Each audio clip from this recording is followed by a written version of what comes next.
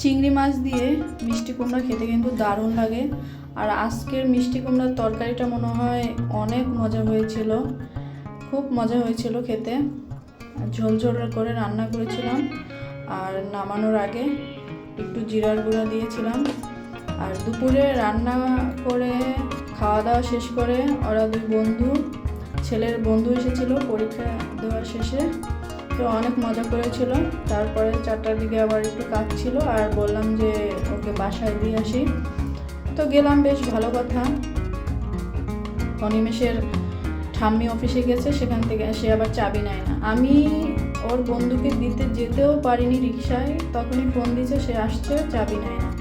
আমার যে এত কষ্ট লাগে। সেদিন বাণিজ্য মেলায় গিয়েছি, সেখানেও বসে ফোন দিছে, সে চাবি নাই তার কাছে, তাড়াতাড়ি আয়। আমার এইসব না খুব বিরক্ত লাগে। কোথাও বাইরে গেলেই তার এরকম ঝামেলা। এত বারবার বলি চাবি নিয়ে যাও, সে চাবি নেবে না, আর এরকম নাটক শুরু করে।